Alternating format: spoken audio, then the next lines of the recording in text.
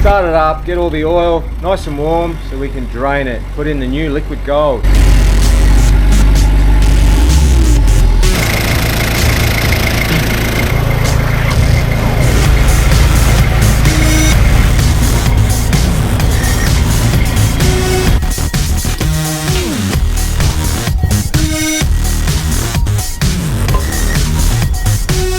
Good catch. We've definitely changed that sump washer. Look how hard that is and old, especially when I've got a whole bag of them.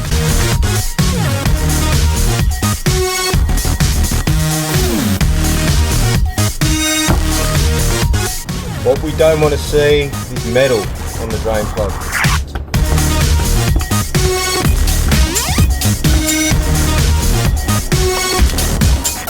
Been outside and undriven.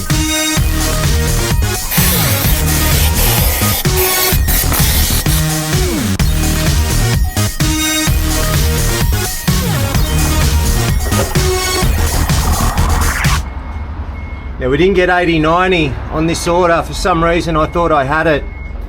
We're going to put in the GL4, so that's the 75/90.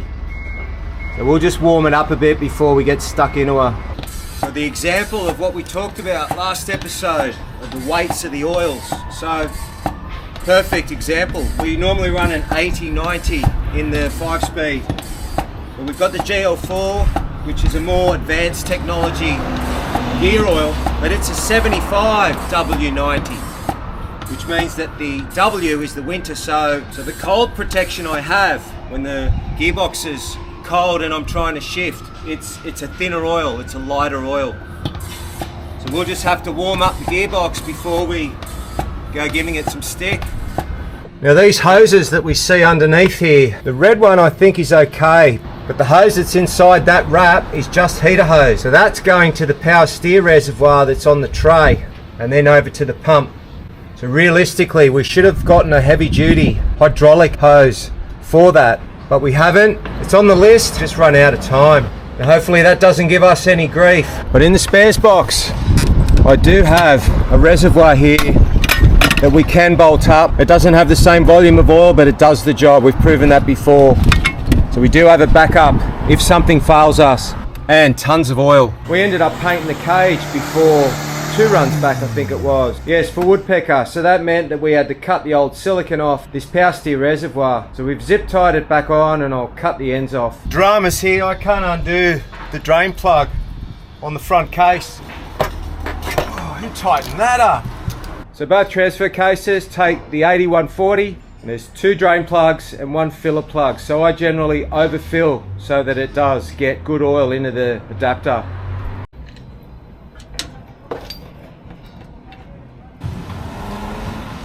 See now the colour of that oil at the bottom, that's grease. So the only problem with the oil coming out of that seal, it means that the CV is full of oil. So we're going to have to pull the end cap off, feed a bit of Penrite Molly into the end of that CV. I won't have the seal to fix because I want to put the Trailgear one in.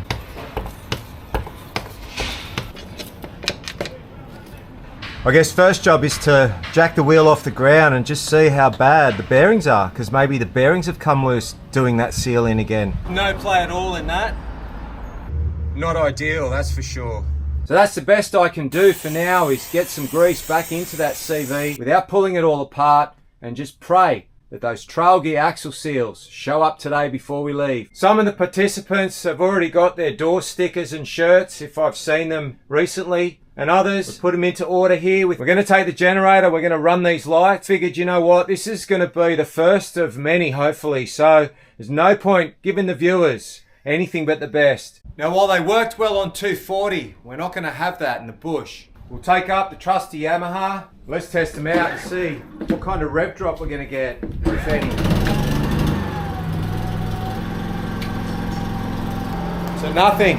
So no rev drop like we experienced when we've got the heater going in the caravan or the aircon, but we do have the flickering LED lights. Now we had another comment on one of the earlier videos regarding this, and it's based upon the exposure of the camera. Now the effect of the flickering is called rolling shutter. Every video I've seen of the LC70, park lights on the front flickered, and even too with the mobile phone, I thought I'd use the iPhone see if it made any difference, but no, that is rolling shutter. We'll have an inverter set up on the back of the 79 with a bit of a power board happening there too. We're going to have a lot of cameras, so there's going to be a lot of batteries to keep full. Utilising the double-ended Anderson plug, one for the fridge, and we've had to adapt to a cigarette plug for this inverter here. I have to thank one of our YouTube followers. He commented on the extra maintenance needed if you are towing or there are conditions. And you can see here one of them is if you drive in excess and over 140 kilometres for more than 2 hours, you should be changing your oil every 5. That's funny. So yeah, we're probably a little bit overdue now at 8,000 to be doing the 5,000k. We're loading the car onto the trailer, so it's not going to happen before this run. But I won't lie to you, I'm a little worried. We're going to be heavy. We've got the angle, we've got the generator, we've got diesel for bullet truck, we've got fuel for the generators, all bullet spares, and there's a few of them. Now what spares do you carry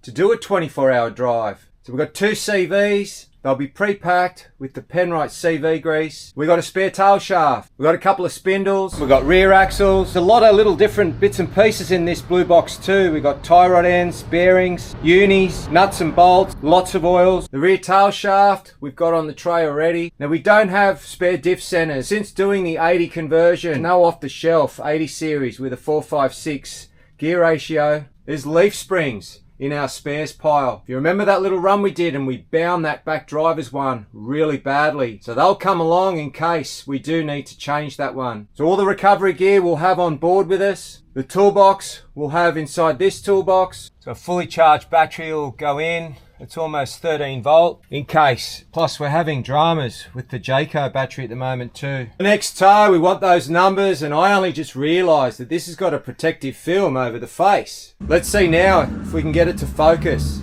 So here's with the iPhone. And now GoPro. We brought GoPro back into the equation. And then the DJI Action 4.